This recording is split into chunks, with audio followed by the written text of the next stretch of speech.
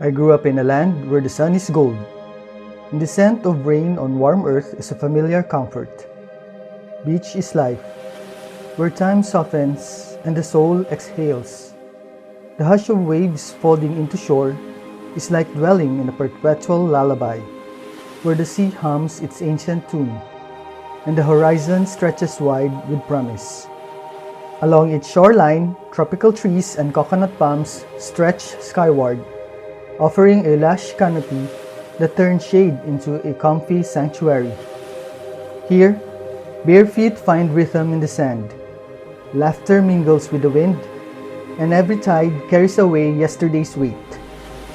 Mornings begin with the scent of salt and sun-warmed sand, as fisherfolk cast their nets, hoping for a haul of catch, while children chase waves that glitter like scattered pearls in a dreamy hue of turquoise and coral. The beach isn't just a place, it's a state of being, a reminder that simplicity holds beauty, and that joy can be as effortless as watching the horizon blur into sky. Except for a number of cities, life can be unhurried and intimate with nature's rhythms. The tide becomes your clock, the moon and stars your ceiling, and the laughter, if not the songs of neighbors, become your soundtrack. In the Philippines, simplicity feels sacred, and every sunset is a benediction. In the lush rhythm of the tropics, the sun and rain conspire to nourish abundance. I live in quiet gratitude for the everyday bounty of nature, like sweet golden mangoes that drip with summer even in December, papayas blushing at dawn, bananas in every shade of ripeness, and the occasional burst of rambutan or lanzones like nature's confetti. Enjoying these simple joys almost year-round is to be in tune with the land's generosity, a kind of fortune that feels both humble and profound, like being kissed daily by the sun itself. But typical of being human, we all have a wish list for something we have not experienced in our lives. Few of the greater or finer things we can dream of. As somebody who grew up in the tropics, I have dreamt of an adventure that captures the longing, courage, or accomplishment of a tropical soul venturing into the time, place, and season of a winter wonderland.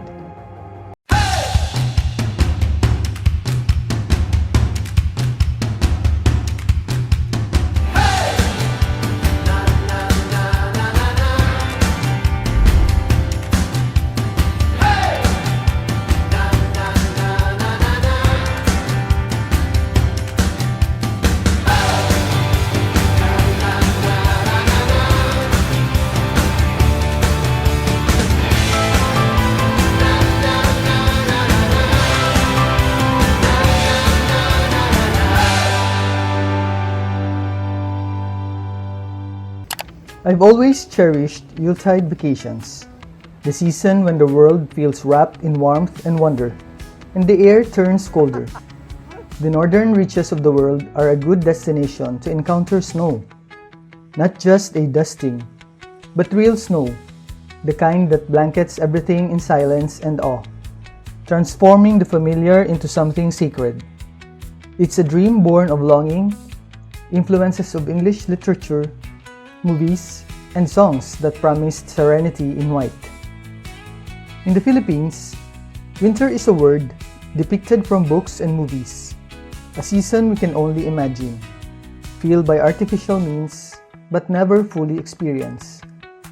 The tropics are always closer to paradise, but somewhere deep inside me, nestled between childhood wonder and midlife resolve, a dream has always been austere. To venture alone into a winter wonderland, to feel the cold not as a threat, but as a promise and a fulfillment from a risk taken. From the edge of Manhattan, I stand layered in practicality, wrapped in layers of fabric and in intention, ready to leave behind the noise of New York City for an ultimate adventure. Something quieter, older, and perhaps colder. An adventure shaped by silence and time. My security blanket is stitched from small certainties. a reliable car with a well-filled tank. I have my phone and iPad for direction and charged against disorientation, and bars of chocolate tucked away for warmth and calories should the road grow long. Making it through the Catskills and Butternuts Valley with inclement skies gathering, the journey ahead is no mere drive. It's a high-stakes passage through memory, terrain, and the unpredictable moods of nature. For this drive, my routing plan is not to take the interstate throughways, which may be wide with multiple lanes, but in case of a car breakdown or any emergency, help is somewhat distant. With state highways, houses and establishments can be found on the roadside. Assistance is more readily available, or in worst cases, refuge. As I moved farther out of New York City, the snow had started to fall. Not the soft, cinematic kind, but the type that stings the skin and whispers warnings. The highway was slick, the air sharp with the scent of oncoming frost. Snowflakes danced like ash in the headlights, and the world ahead narrowed into a tunnel of white and shadow. I have driven in snowy conditions on several occasions before, so I would say I am comfortable with it. Driving northward, the skyline dissolved into shadow. The highway stretched like a ribbon of uncertainty, dark and unforgiving. Each mile was a meditation in contrast, the thrill and anxiety against the sobering reality of ice-covered roads and the unpredictable fury of a snowstorm. My hands gripped the wheel not just for control, but for grounding. I was no longer just a traveler. I am a witness to my own vulnerability. Night had totally taken over, and the world turned monochrome. With it came a kind of sacred stillness. After about 2 hours of driving in a dark night on a slippery road, I decided to call it a day by staying at a motor lodge to rest my eyes and get a good quality sleep. Undertaking this adventure further requires me to calibrate the risks involved and keep my efficiency with a sound mind and body. Tomorrow will be a more challenging day, but if handled well, it can be one of the more memorable too.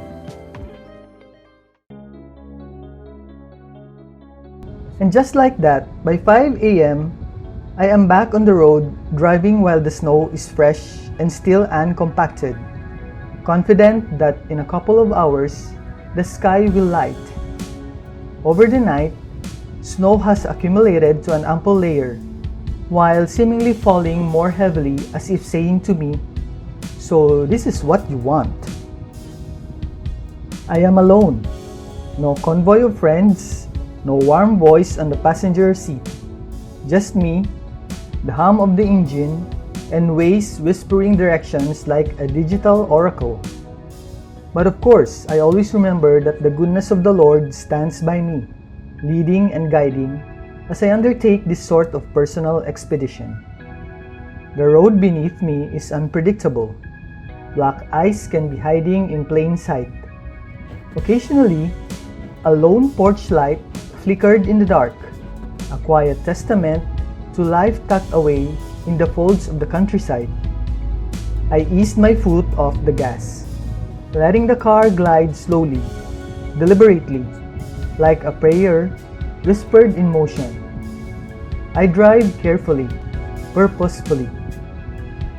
My courage springs from the fact that when you have weathered life's great storms, you learn that true courage isn't loud.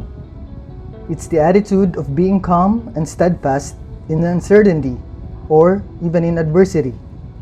Right now, it's the decision to keep going, even when the snow blinds and the silence deafens. At the break of dawn, a snowplow truck emerges ahead of me like a sentinel of the season, its amber lights flickering, cutting the monotony of an ice powder-covered pavement. With deliberate grace, it sweeps along the road, carving clean paths through the night's snowfall. its blade casting arcs of powder into the air. Behind it, a cascade of salt scatters like tiny stars, each grain a silent promise against the trickery of ice. The countryside unfolded in fragments through the windshield. Rolling hills, little by little, got blanketed in snow, their curves softened like sleeping giants. Barns stood stoic in the distance, their red paint muted under layers of frost. Some had roofs sagging under the weight of winter. Fences ran alongside the road like stitched seams in a quilt of white. From the humid embrace on the foot of my own volcano to the frost-bitten silence of upstate New York, I've chosen to chase a vision that has lived in my heart for years. No entourage, no safety net, just me, a rented car, with Waze and Google Maps whispering directions like a lifeline. This is not just a journey across miles. It will be a crossing of thresholds. As I pass through a town, it's a timely opportunity to stop by a gas station where I can refill my tank and have breakfast. I am in no rush.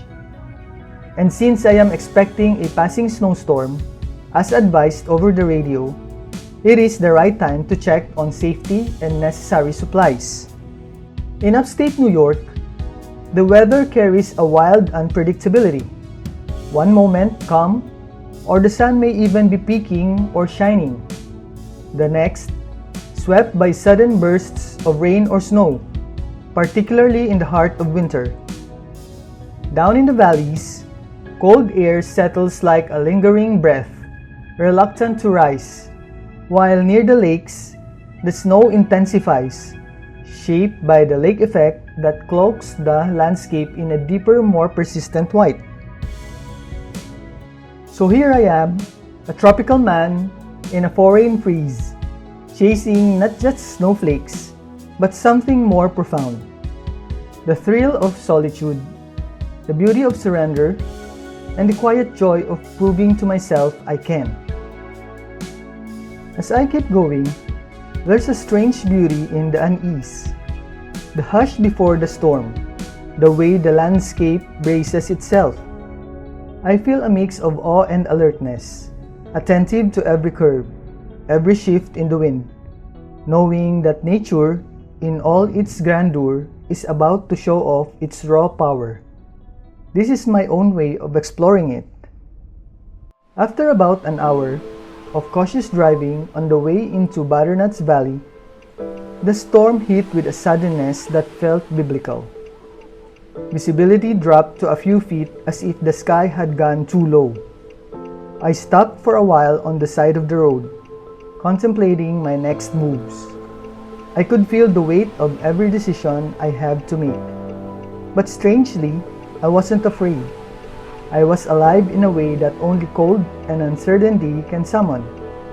The kind of aliveness that comes not from safety, but from reverence.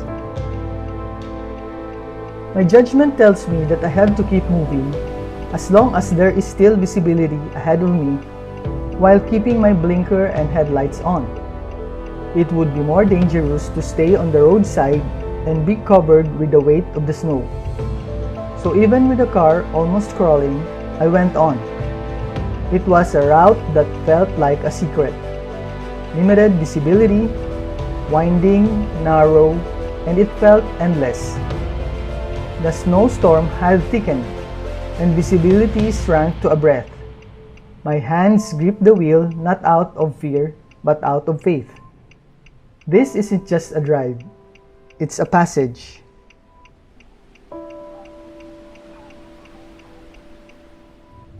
Every curve demanded patience.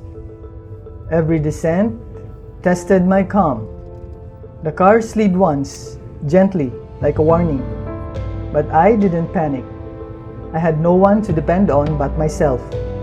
And in that solitude, I found clarity. I was composed, steady, trusting the rhythm of the road and the technical assistance of Waze. The storm outside mirrored the storms I have weathered in my life, and I knew, with midlife wisdom, I would make it through. While in the midst of this interlude with Mother Nature, the old adage struck me: be careful with what you wish for. It was a reminder that when dreams arrive in full force, they demand more than wonder. They require readiness. It's a life learning lesson showcasing that wishes come with weight. In patience, about an hour, the snowstorm appeared to be subsiding. The Butternut's Valley greeted me like an old soul. Its hills rolled gently, blanketed in snow that muffled every sound but the crunch of tires and the occasional whisper of wind. I passed stone walls half buried in drifts, and silos that rose like frozen watchtowers over the land. Its shoulders were swallowed by snowbanks, sculpted by wind and time. The asphalt beneath was barely visible, just a faint gray ribbon threading through a world turned white. My tires whispered over packed snow, the occasional crunch echoing like distant footsteps in a cathedral of silence. When I finally reached the valley, it was as if the storm had been waiting for me to arrive before it relented. The snow softened, the wind quieted, and there, beneath a canopy of white, Butternuts revealed itself, not as a destination, but once more as a revelation. I stepped out of the car and felt the cold bite through my winter jacket, sharp and honest. There is complete silence.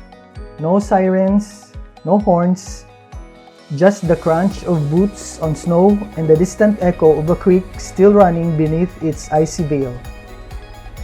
It was a tiring day, simply with the highs and lows of adrenaline. I survived. But as far as I'm concerned, this expedition and adventure are far from over. But in the meantime, I need to enjoy the warmth and comfort of a cozy shelter. The next morning is colder, but the sky seems to be promising a sunny day, making driving around more encouraging. Once again, it's a good time to witness the back door of the Butternuts Valley. Trees lined the roadside like solemn witnesses, their branches bare and brittle, each twig encased in a sheath of ice. They shimmered in the promising morning light, crystalline and delicate, as if the forest had been dipped in a glass. When the wind stirred, the branches clinked softly together, a sound like wind chimes made of bone and memory. The sky hung low, a dome of soft pewter, and the air was sharp enough to taste.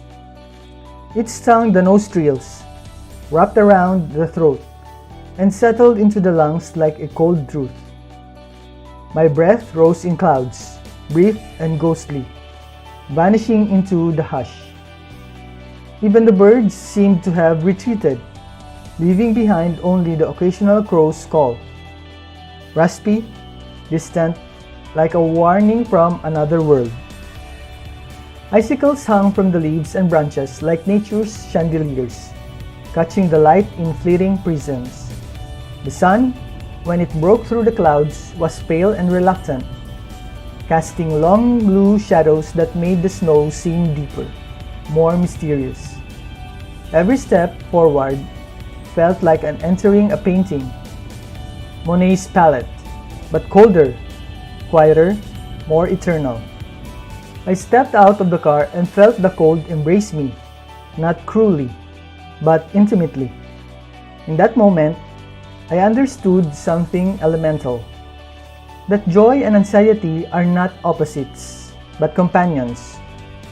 The road to fulfillment is often paved with risks. I felt the joy of arrival, the ache of solitude, the quiet triumph of having trusted myself through the storm. I should say, if death had come on that road, I would have met it not with fear, but with fulfillment, because I had dared.